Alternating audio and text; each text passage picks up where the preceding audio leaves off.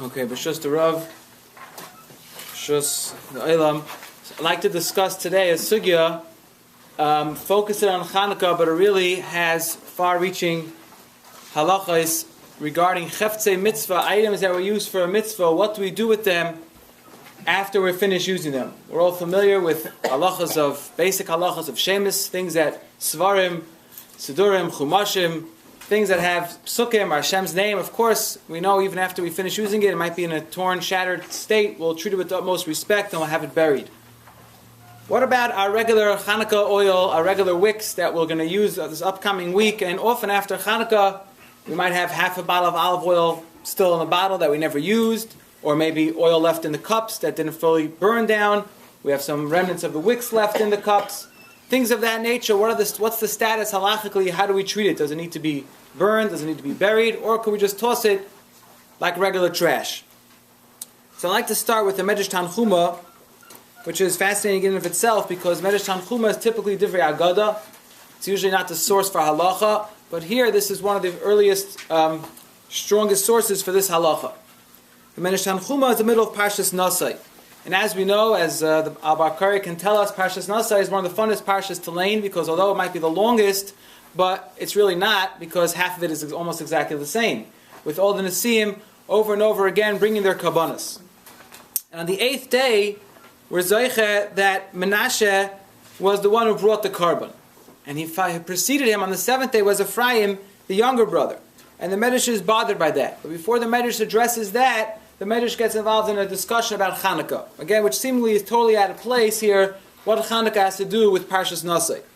But the Medrash starts off, Yilamdeinu Rabbeinu, please teach us, our Rebbe, Ner Chanukah, if we have a Chanukah licht, Shahaiser Ba Shemen B'Yom Rishon, there's leftover oil after the first night, what do we do with it?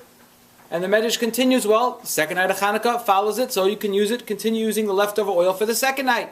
What happens if you have leftover oil for the second night, etc.? The Medrash continues, you can continue using it, the leftover oils for all the nights of Chanukah. Okay, now the 8th night of Chanukah has passed, and we still did not burn down to the bottom of all the cups. What do we do with the leftover oil? So the Medrash says, if there's leftover oil on the 8th day, we now have to make an independent bonfire, the mother of all Chanukah fires, make a large fire and burn all that oil. Lama, ask the Medrash, why is that necessary? The Medrash says, Kevan shehuksa mitzvah, since it was designated, since it was set aside for mitzvah purposes, also lishtamish mimenu. We cannot now use it for personal benefits. We can't use it to use for reading oil, for a lamp. We can't use it for oil for a salad. You can't use it for any personal use. Now, since it was designated for a mitzvah, the Medrash says it now has to be destroyed and has to be burned. Then the Medrash continues, which what seemingly was its point the whole time. The Medrash says, Lo Yomar Adam, a person should never say, Eini Mekayim Mitzvah Zakenim. I don't want to fulfill the words of the Chachamim, because they're not Minat Torah. Maybe a person will say, listen, I'm a Torah Jew, I stick to what's written in the book, I'll do everything the Torah says, but I don't want to keep that which Chazal put extra upon us. Sej Medrash, Kadosh Baruch Hu says no to that. Amalem Kadosh Baruch Hu says, Banai, my beloved children, Eina Torah Rashoyim Loimar Kain. We're not allowed to say this. Rather, anything the Chazal decree upon us, we must keep. And the Medrash says, Hashem says, follow me. The same way I did it, you should do it. What's the Medrash concludes and says? Hashem says, look, Yaakov Avinu, back in Parshas Vayechi, when it came to bless the children of Yosef, we know there was Menashe and Ephraim. Menashe was older than Ephraim. But as we know, what did Yaakov Avinu do? Yaakov Avinu gave precedence to Ephraim over Menashe. Says HaKadosh Baruch Hu, since Yaakov already decreed that Ephraim, for whatever reasons, comes before Menashe, so too when it comes to time to dedicate the Mishkan over here in Parshas Nasai, I will let Shevet Ephraim go first, and then Shevet Menashe, because Yaakov is the Koyach like the Chachamim. The Chachamim decreed, HaKadosh Baruch Hu says, it's also my will. Therefore, concludes the Medrash, that's how we see from here this fascinating halacha, that whatever the Chachamim decreed, we must keep it binding as if it's written exactly in the Torah. So here we have the Medrash teaching us this halacha, that the leftover olive oil from Chanukah must be burned because it's designated for a mitzvah. Now, in the spirit of Chanukah, I would like to present 8 questions on this Medrash, and we'll try, hopefully, to hopefully answer all 8 questions. So question number one in the Medrash is, why did the Medrash preface its point that we need to listen? With the point of the Medrash is we have to listen to Divrei Chachamim. And the example it picks is Hanukkah. I mean, if you go through Shas, you'll see there's multiple places where Chacham gave takana certain things we have to do. Why particularly do we pick out Ner Hanukkah as the prime example of what, if the Chacham says something, we must follow it? There are many other halachas Chazal, the Medrash over here, could have picked on and said, why choose this? Make sure to listen to this mitzvah because Chacham said to do it. No. The Medrash specifically, for a certain reason, chose Chanukah, and that's question number one. Why specifically Chanukah is the mitzvah that the Medrash singles out to be the source to learn this yesod, that we must listen to the words of the Chacham. Question number two is, why is Ner Chanukah, do we say this halacha that since it was designated, since it was huksa l'mitzvasa, it now must be burned? We have other halachas where we don't find this. For example, by Ner Shabbos. We're all familiar every week. We light at least 2 Shabbos candles. Some people light a lot more. And they're also used for a mitzvah purpose. But we don't find by Ner Shabbos the halacha that if you have leftover oil after Shabbos, that you have to burn it, specifically, to get rid of it. If you want to light a candle, Matzah Shabbos, you can use it to light a candle Matzah Shabbos. If you want to save it for next week, save it for next week. If you want to use it for your oil, for your salad dressing, you could do whatever you want with it. We never find a particular halacha by Ner Shabbos that since it was used for a mitzvah of lighting Shabbos candles, it's now prohibited to use for personal benefit. Question number 3 is, do we paskin like this Medrash? The Medrash is telling us a halacha that the Ner Chanukah that's left over must be burned. Well, the Medrash is not usually our number one source for halacha. So do we pass on this Medrash, or is it just used in an agadic way to get to the point of teaching us this idea that we must listen to the words of the Chachamim?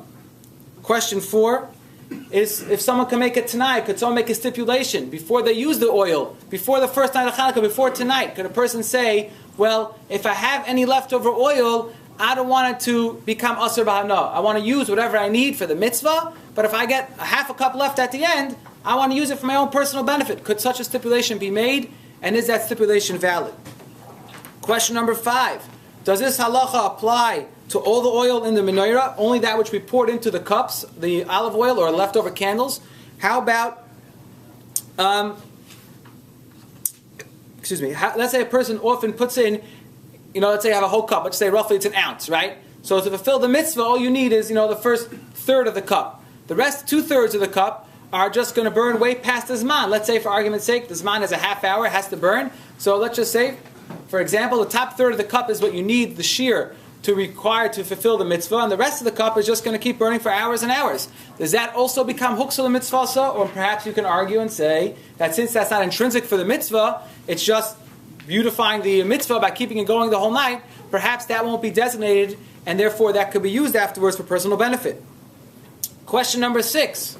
Which is, I think, a fascinating question. We say, in the brachas, we'll say we light the menorah, right? The second bracha, Sh'asa Nisan La'avoseinu, Hashem will perform miracles for our forefathers, Bayom Mahem Bizman Hazeh. He should perform miracles for us nowadays, like He did in the days past. So let's say, tomorrow morning you wake up, and lo and behold, you were zeicher that your Chanukah lich burned the whole night. Mamash Nes Chanukah happened here in St. Louis, that somebody lights his menorah, he puts in an ounce of oil, and he comes back the next morning, all the oil is still there, the fire is still going, but the fuel was not consumed. In such a case, where no fuel was consumed, do we still say that the oil was huksa l'mitzvasa, and now that oil became asur b'hana?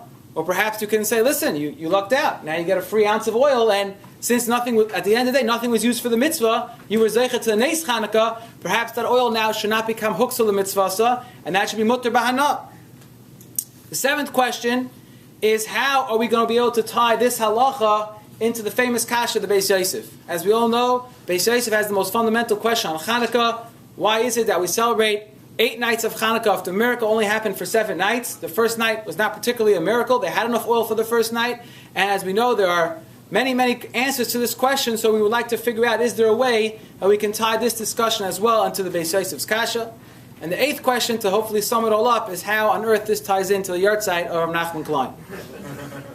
Okay, those are our 8 questions. I won't recap them yet, but hopefully at the end we will hopefully have covered all that if time so allows.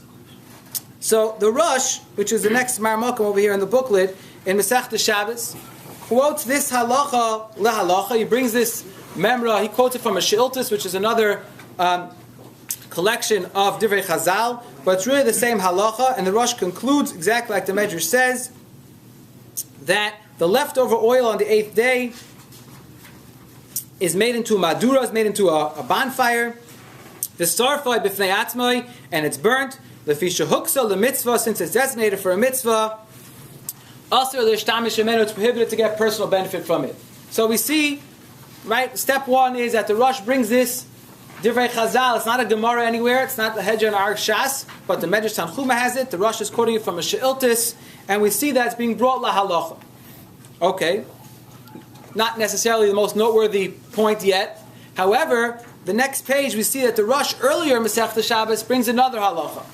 The Rosh on the Gemara which discusses what is the Zman, how long does the Neiros Chanukah have to burn, and the Gemara discusses that it must be lit by Shkia, the beginning of night, and it must go ad shetichel regel min hashuk, until there are no more people left in the marketplace. And the Rosh is bothered, okay, that's maybe when we're lighting the menorah outside. But for nowadays, when we light the menorah inside, does this really make a difference or not? And the Rosh has different discussion about it, and one of the points he makes is that, yes, it does have a strong, we have to know this halacha for a very strong reason. There's a very important halachic ramification from this shiur, although maybe we don't have to light exactly at those times prescribed in the Gemara, but that time frame is important for us, because says the Rosh, once we know how long the candles have to burn, from Shkia ad shetichel regel min hashuk, until people are no longer in the marketplace, says the Rosh, that teaches me the halacha that once we pass, let's just call that a half hour's time, once we've passed a half hour's time, if our menorahs are still burning, says the Rosh, achar shedolko kashir hazeh, after it's burnt this amount of time, again we'll just say for argument's sake a half hour, ratzah lechaboisa, if a person wants, he could extinguish the flame, or he can go ahead now and get personal benefit from the usage of that oil. Harashus biyada, he's allowed to do it.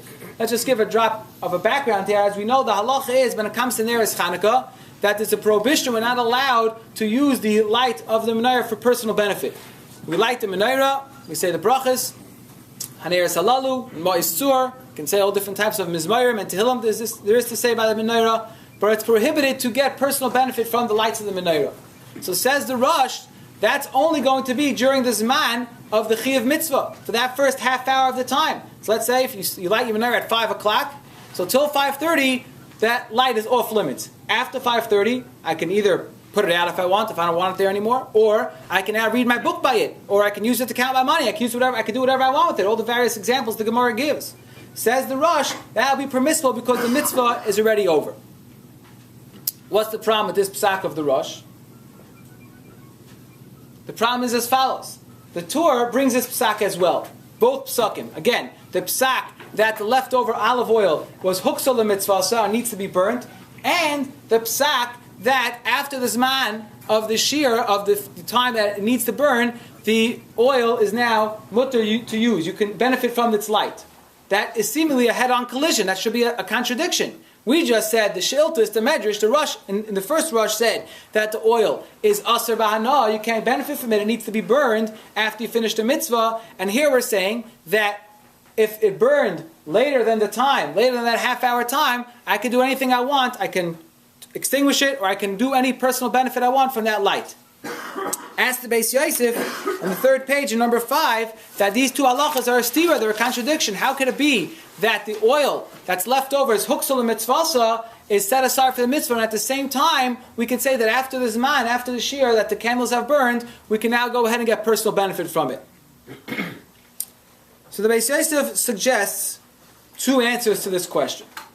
The first one he brings b'shem Mahari, which is the Rabbi Yitzchak Abuhav, who Beis Yosef often quotes, and Mahari Abuhav says there's a fundamental difference between the 2 cases. The first case, where you put in the oil in the menorah, and you said, I'm only putting in the oil for menorah as long as I need it for the zman. I filled up the cups. Again, let's say for argument's sake, the cups are 1 ounce. I filled it up, but I made a stipulation at the time when I filled up the cup, although I filled up the cup, that's just for aesthetic purposes. When I want to fulfill the mitzvah, I'm only using the top third or whatever amount of oil I need for that zman, let's call it the half hour zman, of that the Chanukah licht has to be burning. After that, the rest of it, I just wanted to have a nice ambiance in my house. I'll keep the menorah lit the whole night. But I'm not using that for the mitzvah.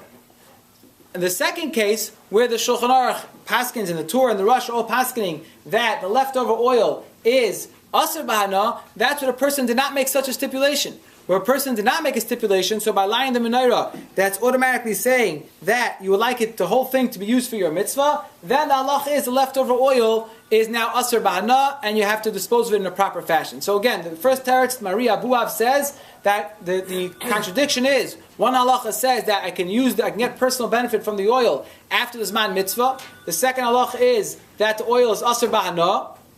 Says Maria Abuav, the distinction is, in the one case I made a stipulation, before I put the oil in, I made a tanai, that I only want that which is being used for the mitzvah, the first half hour, to be mitzvahdik, and the rest of it I just want to be nice ambiance. Then therefore, the rest of that oil is now mutter bahana, I can use it for whatever personal benefit I want. The second case where we're saying that all the oil becomes asr bahana, that's going to be in a case where I did not make such a stipulation, and therefore we assume that everything you put in is for the mitzvah, and designated for the mitzvah, and therefore it's off limits. That's answer number one the Beis Yosef brings in the name of the Maria Abuav. The second answer the Beis Yosef suggests is coming from himself. Actually, he's also quoted in the Hagais Maimonides. The Beis Yosef says there's another distinction we can make. The halacha where we say that after the Zman, a person is allowed to get personal benefit from the Chanukah licht, he can enjoy the light for his own personal benefit, that's because it's after the Zman HaMitzvah. We only have to light the Chanukah licht for a half hour. Once they have burnt properly, everything else is not a mitzvah anymore. The mitzvah is over. So therefore, once the mitzvah is over, just like I can sit on my sukkah after sukkahs, it's not sukkahs anymore. There's no Baal Taisif. If I want to go out now, in the middle of December, and sit on my sukkah, it might be a little chilly, but it's not Baal Taisif. There's no Zman mitzvah anymore. It's not a problem. So too, after the Zman Chanukah is over, meaning that every night after the Zman of Tichur Regel Min HaShuk, after the time when people are no longer in the marketplace, the mitzvah is no longer applicable, that's where I can continue to get benefit. The halacha, where we say that the oil becomes Asr Bahana, that's only suggested Beis Yosef where if it burned out within that first half hour. The halacha is that if it burned out within the first half hour, Kafsa Ein Zakik Lo. If it goes out, we are not obligated to relight it. As long as when we lit the menorah, everything was set in motion, everything was properly arranged that it could burn for the right amount of time, I have fulfilled my obligation in the first second. If a tremendous wind comes later, or my kids come and blow it out, or anything else happens that were unforeseen circumstances, I have already fulfilled my obligation and I'm not obligated to relight it. In such a case, suggested Beis Yosef, that's where the oil is Asr Bahana. Because since that oil was set aside specifically for the mitzvah, and the mitzvah was not fully done with it because it got cut off too early, for whatever reason it got extinguished, then the oil becomes Asr Bahana. But if the oil burned a sufficient amount of time, a half hour, then we say that the oil is not hooked to the mitzvahs anymore, and it's mutter bahana. So these are the two answers the Beis Yosef suggests to answer the question of seemingly the contradiction between the two Piskei Harosh. The Mishnah Brura and Tafresh Ayin Beis quotes both these opinions la halacha, and therefore halacha lamaisa Mishnah Brura suggests, in order to satisfy all opinions coming from the Magen Avram, that it's best for a person to make a stipulation before he puts the oil into his menorah. Now, this is not there's no specific text for this. You don't have to make a l'shem yichud. There's nothing. You don't have to read it before you say it. You don't even have to even enunciate it. The place can say you could just think it that I'm having in mind that I'm only filling the oil and the wicks, whatever is needed for the mitzvah. Anything which doesn't burn is not going to be hooked to the mitzvah, and you can avoid a lot of these problems down the road, because if you forget about this halacha or you didn't think about it beforehand, then you're going to have this concern that in case it didn't burn all the way down, then perhaps it's going to be Asr Bahana and you have to make a separate bonfire. And that would apply to what didn't burn during the half hour? Yes. Well, if you made one second. That was really hooked to the mitzvah. Right. Oh, so Rabbi Hillel is asking, let's say you made this condition, you thought ahead of time, and you still went out within the first half hour. Now what's the halacha? So according to the Beis Yosef, that if you make the tonight, it's machlekes hapaiskim. Let's leave it like that. According to Shlomo Zalman, he says it wouldn't help for that. Other paiskim might argue. So if you know for sure that it went out within the first half hour, perhaps you can just light it for a little bit to make sure it burns X amount of time properly. But otherwise, you're stepping on machlekes hapaiskim. But at this point, we have a halacha, bona fide halacha, that the leftover shemen, if the person does not make the stipulation, and he has oil that was set aside to use for Ner Chanukah, it must be burned, and it cannot be used for personal benefit. I'd like to speak out as a nafkamina to this halacha. What's the difference if it has to be burned or I can use it for personal benefit? So practically, of course, you'll say, well, whether I can use it or not. Sure. But what's a case of oil, a specific type of oil, that would run into a problem with this halacha? So the Mishnah, we all say this Friday night, for those who daven here in Nusach Ashkenaz, we say the Mishnah is Bel Malikin. All the oils that could be used and can't be used for Shabbos. And on that list of oils that cannot be used on Shabbos is something called Shemen Sreifa. Shemen Sreifa, the Gemara explains, literally it means the burnt oil. What is that referring to? The Gemara explains it refers to Shemen that was designated for Truma, that was set aside to give to the Kohen, but it became Tameh. Shemen that became Tameh, the Kohen is not allowed to eat it. It's Asr. It's forbidden for him, the Kohen, to eat it. The halacha is it must be burned, and the Kohen is allowed to benefit from that oil.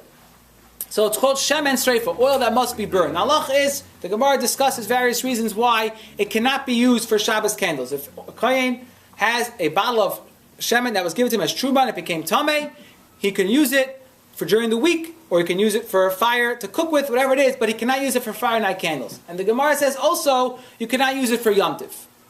Okay, fine. What about for Ner Chanukah? Could I use Shemen Sreifa for Ner Chanukah? Now, this is a machlekes achronim, because although the Gemara says that there are many other, on those Mishnayos, there are many other oils or types of wicks that the Mishnah delineates which are forbidden to use on Shabbos, and the Gemara says, but they can all be used for Chanukah. And the Gemara explains why. However, the Gemara does not speak out what will be the halacha by Shemen Sreifa. Could someone use Shemen Sreifa, this oil, again, which was Truma, given to the Kohen, became Tameh, so it cannot be consumed, it can't be eaten, it can only be used for burning, and you cannot burn it just for no purpose. It has to be, the Kohen has to get hanaf, but there has to be some benefit the Kohen receives from it. Could he use it for Ner Chanukah or not? That's the question. The Gemara has no clear opinion on this question. So there is a Yerushalmi. I'm sorry for the pages being a little out of order, but part of what I'm quoting now is on page Vav, on number 9, in the Cheshukei Chemed. The Cheshukei Chemed quotes a Yerushalmi, the last Yerushalmi in Trumas, which asked this question. Ma'ud lahadlik, what is the halacha? Could a person light Shemen Sreifa b'Chanukah? Could a person use oil that needs to be burned, because it's Truma, that's Tameah, for Ner Chanukah? So the Gemara quotes over here, the Yerushalmi says, Amrina debei Rav Yanai. Rav Yanai says, Madlikin b'Shemen Sreifa b'Chanukah. Yes, a person could use oil that needs to be burned because it's Truma Tameah for Chanukah. That's the first opinion of Rav Yanai.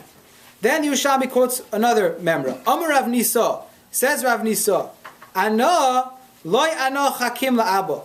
I was not able to become wise by my father. What that means is, the Mefarshim explain that he was never zocha to see his father. His father was nifter before he was born, this Rav Nisa. So he wasn't able to become wise, wasn't able to learn Torah from his father.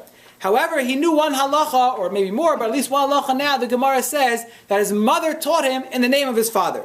And that halacha was, Ima hava omali, my mother taught me that avucha, your father, Hava Omer used to say, Misha ein lo shemen shel chulin, if you have no chulin, regular, plain olive oil available, then madlikin shemen sreifa b'Chanukah, then, as a last resort, you can use shemen sreifa for Chanukah. And that concludes the Yerushalmi and Shumas. So again, the Yerushalmi and Shumas, the concluding opinion over here is that only if someone does not have regular shemen chulin, he has shemen sreifa, then he can use it for Ner Chanukah. However, if he has multiple options available, he should not use shemen sreifa. Why not? Why can't a person use this oil for Ner Chanukah? What's the big deal? It's got to get burned anyway. Anyway, it has to be burned, so why can't I kill two birds with one stone? Use it for Ner Chanukah, burn it, and be yaitz to the mitzvah. Only if, a last resort, if I'm stuck, middle of nowhere, I got no oil available, the Kollel bookstore already closed, I got nothing available for Chanukah, then I can use shemen sreifa. Why is that? So the Pnei Yeshua in Shabbos, and Daf Chaf Aleph, the Pnei Yeshua explains as follows.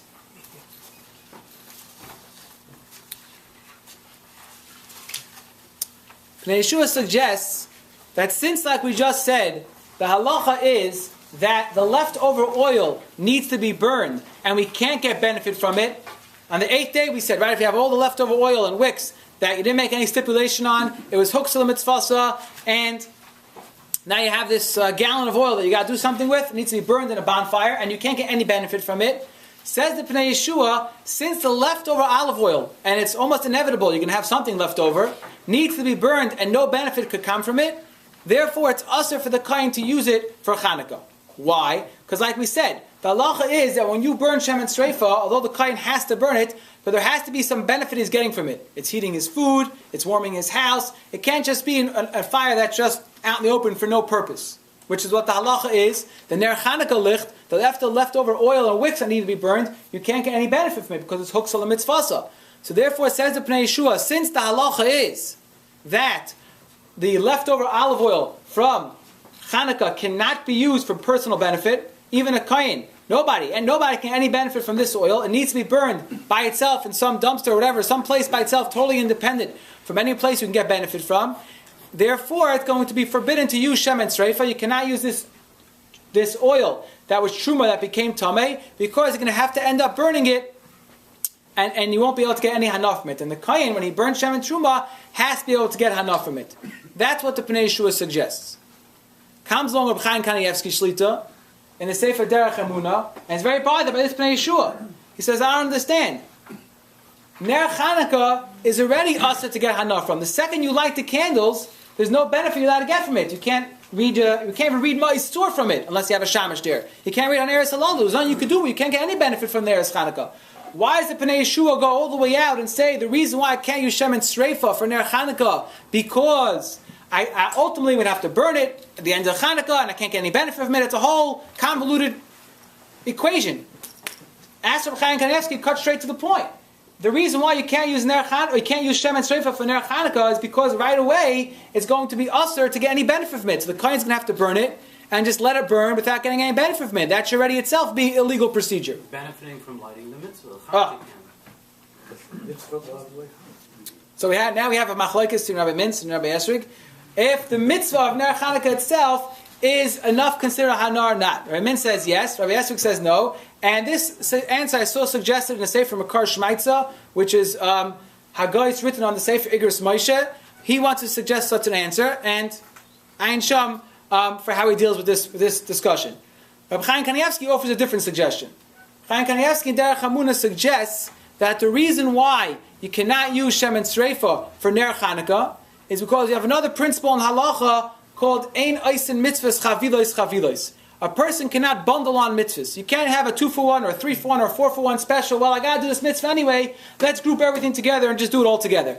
That doesn't give a proper respect, a proper dignity to mitzvahs. Each mitzvah needs its independent time and place. If we have a mitzvah to burn Ner Chanukah, you got to burn Ner Chanukah. If you have a mitzvah to burn shemen sreifa, has to be done by itself. Suggests Reb Chaim Kanievsky that since there's an independent mitzvah to burn shemen sreifa, independent mitzvah to burn Eretz Chanukah, therefore we can't mix the two. Now, however, as we said, people who are following with me so far, the halacha l'maisa was that if you have no other olive oil, you Yerushalmi concluded it is mutter. According to the other man, the Amr is mutter l'chatchila. But we passed the Rambam Paskins in Yud Aleph Yud Ches of Trumas, like the second man the Amar, that it's only going to be mutter if you're a last resort. You have nothing else left. So that's a discussion unto itself. Why is this only going to be b'diavad? Perhaps because we don't say Einois mitzvahs chavilos chavilos by mitzvahs d'Rabbanan. Machlokes Ksav Sofer, another poskim. Ayin Reb Chaim Kanievsky in Derech Emunah. He goes on for about 2 pages. All the Marmar Kremis about this. That's maybe a different discussion.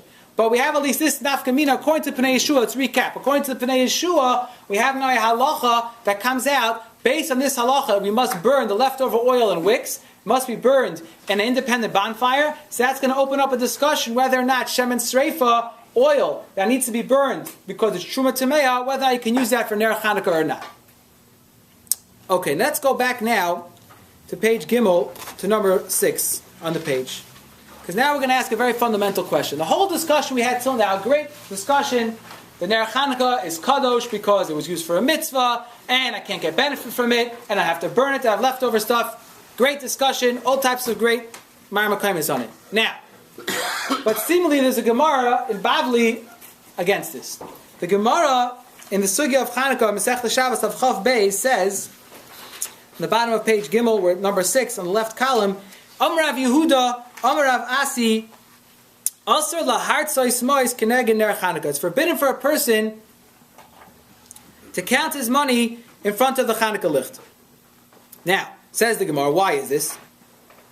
When this halacha was said in front of Shmuel, Amar li, he said to me, meaning he said to Rav Yehuda, the name of Rav Asi, V'chiner kedusha yesh ba? Does the ner have sanctity to it? Is there any kedusha on the ner Chanukah? Why are you telling me that's usher to use the ner for my personal benefit? I can't use it to count my money. There's no kedusha on ner Chanukah. The Gemara continues, and the Gemara says, the reason why it's usher is shlo yiyu mitzvahs bezuyas alav. The mitzvah should not look degrading to you. Hachanami. So it's over here by ner Chanukah. Shlo yiyu mitzvahs bezuyas alav. The mitzvah should not be degrading. So the Gemara here concludes that there really is no kedusha, there's no intrinsic holiness, so to speak, to the ner Chanukah. The reason why I can't count my money and get personal benefit from it, because it just doesn't look appropriate that here I am, I went ahead and made a bracha, I made a whole nice thing, you sang beautiful songs around it, now I'm going to go ahead and use it for my personal benefit, count on my money, read a novel, whatever I'm going to do with it, it just doesn't seem appropriate. So there's no kedusha, the Gemara concludes. Rather, the reason why you can't get personal benefit from it is because it's bizayon. It's not appropriate. It's degrading to the Chanukah licht. If so, as for Shlomo Zalman Auerbach in Shuvas, that should be a head-on collision with all these halachas we said till now. Everything we've been saying till now seems to imply that there's kedusha, there's something holy intrinsic to the Chanukah candles. The Gemara here says there's no kedusha to the Chanukah candles. There's only a bizayon. It shouldn't be. So in order that it shouldn't be a bizayon, you can't get personal benefit from it. But where's the kedusha? Where's the sanctity to the Chanukah candles? I just lost my paper here. But furthermore, he asked another question. There you go. He asked another question in that the halacha is that if we light a shamish, it's mutter to get benefit from the candles. We all know every good menorah comes with a shamish, some in the middle, some on the side. But what's the point of the shamish? In order that, if I need to use the Chanukah candles for my own personal benefit, I'm going to use the shamish, so to speak. Now, maybe on the first night, you can pull the wool over my eyes and convince me that using the shamish. But come the fourth, fifth, sixth night, you got 6 candles there, and then 1 measly shamish. You're going to tell me that, I'm only getting benefit from the shamish? Most of the light there, you work out the statistics some other time, is going to be coming from the 6 candles that are burning on the 6th night of Chanukah. How could it be, asked Shlomo Zalman Auerbach, that, I have a shamish, everything is mutter now, I can get benefit from it. If it's asr ba'anah, if the first 6 candles are asr to get benefit from, then how could it be that the shamish now is just going to allow me to get benefit from it? If really the candles are asr ba'anah. So again, Shlomo Zalman is asking 2 questions. Number 1, Pashas HaGemara is telling me there's no kedusha to the ner. No kedusha to the ner should tell me that this whole halacha that the ner Chanukah is hooks for the mitzvah and all these things should seemingly be irrelevant. It's just that mitzvah should not be degrading to us. And number 2, he's asking, how is the shamash accomplishing anything if really there's much more benefit coming from the other lights? So Shlomo Zalman suggests, this is on page Daled, number 7 in the booklets, Shlomo Zalman suggests, based on preface of understanding certain Rishonim as follows. He says that Chazal, as we know, instituted Chanukah to commemorate the nace of what happened in the Beis HaMikdash. The Beis HaMikdash, we know, has its own set of halachas, has its own parameters of dinei hektish, things which are kadosh, which are sanctified within the parameters of the Beis HaMikdash. Suggests Shlomo Zalman, based on the Rishonim coming from Rabbi Amor and Iran, that the halachas that established the menorah, even in their own house, are based on the halachas that existed to the menorah in the Beis HaMikdash. He says, the dami le menorah shel Mikdash, our menorah is comparable to the menorah in the Beis HaMikdash, she'ein mishtamshim bo klal afil tashmish al mitzvah. Fa'af al pi she'be'emes eini isurei hana. Really, halacha, they're not isurei hana, meaning there are certain things which you're not allowed to get benefit from. And they have no halachic, they have no value, have no monetary value. And if a person would go ahead and use that for kedushin, go to a woman, take something which is asr ba'ana, let's say you have basar v'cholov. The Chazal tell us it's asr ba'ana, you can't get any benefit from it, and it has no halachic value. If you would have, if Chas Hashem, someone would go ahead and have a cheeseburger, and then maybe you can sell for $2.99, I don't know how much it costs, and go ahead and want to use that for kedushin, the kedushin is not valid. Why? Nothing to do with the fact that it's not kosher food, but simply because it's basar v'chol. Basar v'chol is asr ba'ana. Something which is asr ba'ana has no halachic value. Says Shlomo Zalman, the neres Chanukah are not asr ba'ana, Meaning, like this. Let's say you had a real cheap guy and saved up all the oil after Hanukkah, and now he's got, I don't know, half a gallon of oil. It's got to be at least worth $1.99 or something. Goes over to a woman and says, with Eidim and everything. You got the whole ceremony. Now, if for some reason she would accept it, that Kedushin is valid. Because it's not Isuri Hana. That oil has intrinsic value. Although the halacha is that I cannot get personal benefit from it, that's a separate halacha, says Rosh Zalman, that was instituted, Zeichel Mikdash, to commemorate like the menorah was in the Beis HaMikdash that has a din of hektish. It's set aside, it's something which is sacred, removed from us.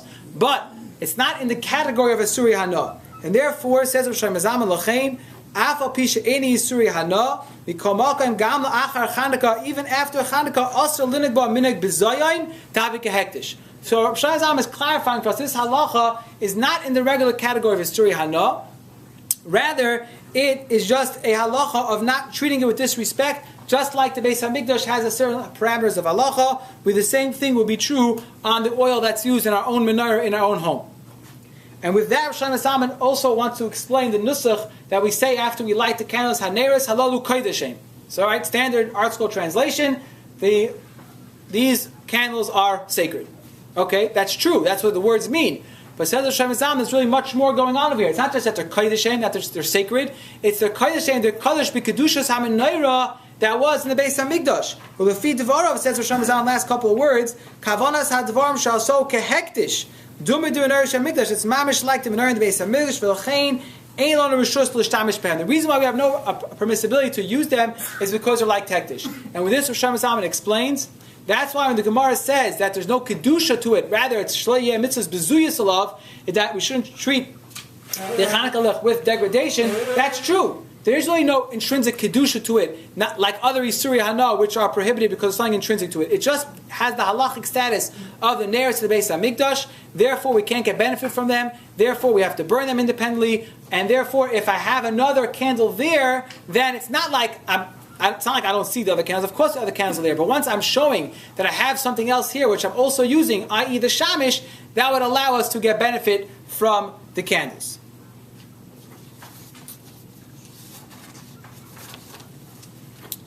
With this, let's try now one more step. Rabbi Yosef Engel, in his Sefer Asfin D'Oraisa, just a backdrop, Rabbi Yosef Engel was a tremendous gaon. He passed away right after World War I. In Europe, he was the Rav of Krakow. We mentioned Krakow before. This is way after the Ramah's time. But Rav Yosef Engel was literally a walking encyclopedia. We're all familiar with the Encyclopedia Talmudis. They've been working on it for many years. Has, 30 or so volumes. Rav Yosef Engel was a one-man encyclopedia, and he started writing his own encyclopedia. But the problem was, his mind was so vast, it was like a roller coaster. He'd start on Ois Aleph, and just take you through every single Ma'armokim possible that he had, and he probably had most of them, if not all of them, but he would get so sidetracked with all the Hakiras and Lumdis, he only, of course, got through Aleph and started Beis. He never completed the rest of the set, unfortunately, but it's quite a monumentous undertaking which he took, and he published many other Sfarim, and all of them are on the same derech of just starting in one place and just going up and around and around and around until he covered almost every Masechta and every blot, and somehow figured out there's a raya from one way to the other to what his Yisai is trying to say. So he has a Hakira as follows. Yosef Engel had a Hakira, he speculated the following question. When Chazal came along and made takanas, when Chazal made gezeros, did Chazal have the right to put on an Isser on that Chefza? Chazal said, this thing is now prohibited. When the Chazal said that, did they tell us, and therefore this object is now Asr Bahana? Or the way Chazal worked is they prohibited me to get benefit from it, but they cannot place any Yisurim, particularly on a Chayfetz. Sounds like a little abstract. Let's just speak it out one more time. When Chazal made a Gezerah, when they decreed something that's forbidden for us to do, how does that work? What's the mechanics? Is it that now I'm restricted from doing something, but that Chayfetz, that item, stands its own ground? It can't be affected at all by the words of Chazal. It doesn't become Huksal and Mitzvasa. Or do we say that Chazal even have the right to go ahead and make a Chayfetz to become Asr Bahana? And I just isolated one point of this shtickle, which is number 8 on page Hey. But previous to this, where I photocopied, he was discussing Hedaraya one way, that Chazal can never make something intrinsically Asr, they only place the Isser on the person. And if you would stop there in that piece, you'd be so convinced that you can think there's no other way. But then he tells you, but I have a problem, because there's a Medrash Tanchuma. And the Medrash Tanchuma, which we started with before, tells us this halacha of Ner Chanukah. And if you remember, one of the questions we asked originally was, why did the Medrash need to pick Ner Chanukah as its prime example of something which Chazal tell us this is the way it is, and this is the way Hashem wants us to do it? This is the prime example, just like we see Ephraim and Menashe, Yaakov switched them, so too Hashem switched them when it came to the Karban Nesim. So too when it comes to Ner Chanukah, Chazal said you have to light Ner Chanukah. Once it's designated for the mitzvah, you can't get any benefit from it. What's the connection? Why did the Medrash have to do that? Suggests Rabbi Yosef Engel, and we're running out of time, but I'm not going to go through his 2 columns here, but I'll try to recap it very quickly, is that he wants to suggest from here we see a proof that when Chazal asks something to us, it asks the chefza. It now becomes an isser chefza, that this chayfetz is now become asr ba'ana, and that's why the oil and the leftover wicks of the Ner Chanukah cannot get any benefit from. He says, when we add the Shapir, that's why it makes a lot of sense why the Tanchuma is makdim to bring the din of Haktzas Ner Chanukah, which is only a mitzvah d'Rabbanan, and still the Medrash is emphasizing this point that it's muksa machmas mitzvah. And where do we see Vim Tishal Azef? You'll ask on this Eich Shaykh muksa machmas mitzvah d'Rabbanan. So that's where Hakadosh Baruch Hu is responding in the Medrash and saying, no, whatever Chazal say you have to do. And from here, Rabbi Yosef Engel concludes that it must be, at least at this point in the shtickle, at this point he says it must be that when Chazal says something's usher, it becomes an isser chefza. What I want to try to get from here is a similar idea to Rabbi Shlomo Zalman, that when Chazal stelled avek this halacha, it didn't make it necessarily regular Isuri Hana. If you look over here, I think he's saying the same idea. Rather, Chazal have the ability to make something kadosh, to make it holy, and then HaKadosh Baruch Hu, so to speak, is maskim tzet. Just like HaKadosh Baruch Hu tells us to light candles in the Beis HaMikdash, and that becomes kadosh, kedushas hektish, sanctity of the Beis HaMikdash. So too, Chacham come along and tell us light Chanukah licht in our own home to commemorate the mitzvah of what happened in the Beis HaMikdash. That gets a kedusha similar to the Beis HaMikdash, and now it's off limits for us to get other benefit from. Let's quickly change channels for a minute and discuss the Beis Yosef's kasha. We said before, right? The Beis Yosef has a famous kasha. Why is it that Chanukah is celebrated for 8 nights if seemingly the miracle only happened for 7 nights? And there are multiple answers for this. The Kli Chemda, which is on page Zayin and Ches, it's a long piece, but I'm going to try to speak out only certain points which are negayat to us, but it's really geschmack if someone wants to go through it. He's discussing a general halachic discussion whether or not things that come b'derech nes. The Gemara in Menachos is discussing chitim shenaflu min hashemayim. There was wheat that comes in a derech nes from shemayim. Is it kosher for Menachos or not? Can I bring it for a carbon or not on the mizbeach? Or do we say it didn't grow on the ground? It has to be homegrown in order to get on the mizbeach. That's a discussion. And he leads us now to discussion about the Ner Chanukah. He asked the question, how could it be that they were able to use the nace of the shemen of that was a nace for Ner Chanukah? The halacha is, the pasuk says, for the menorah you need to use shemen zayizach. You need to use pressed pure olive oil. Oil that's produced by derech nace, it might look, taste, and feel like olive oil, but it's not olive oil. It didn't come from olives. It came from some super miraculous event. It's not real olive oil. So ask the Kli Chemda, and others ask this as well. How could it be that the olive oil that they use in the Nes Chanukah was kosher for the mitzvah of lighting the menorah? So he brings the Taz. The Taz on the side of the Shulchan Aruch, when he wants to answer the Beis Yosef's kasha, answers the Beis Yosef's kasha as follows. The Zohar says, "The ein ha-bracha chal al kli reikon." In order for a bracha to be chal on something, there has to be something there. In order for a bracha to fully substantiate and blossom and bring out something to a great overflowing bounty, there has to have started with something. It can't be yesh me'ayin. Therefore, suggests the Taz that even on the first night there was a miracle. Why? Because in order for the miracle to continue, in order for the oil to keep burning the next week, it has to have been that something was left over in the menorah on the first night. It wasn't like this is a big machlekes, exactly how the nace happened, but according to the Taz, it can't be that the oil got completely used up and all of a sudden miraculously there was oil there the next day. No, the fire burned, but the fuel was never consumed. Therefore, says the Taz, that's why even the first day was a nace, and therefore we can celebrate 8 days of Chanukah to answer the Beis Yosef's kasha. But comes along the Chidush Yerim, Kli Chemda quotes, and says, I don't understand. It's true that a bracha can't be chal on something which is reikon, but a nace could happen anytime, anywhere, any place. So why is the Taz limiting the nace of Chanukah to only a bracha, he should say there was a nace of Chanukah. The morning they came, the oil was totally gone. They came back later in the evening, and all of a sudden, poof, it was filled with oil. That would be a much bigger nace. We're looking for the nace of Chanukah. Why is the Taz limiting the nace and saying that only Eina Bracha Chal al Kli Reika? Suggests the Chidush She'arim because we have to have olive oil.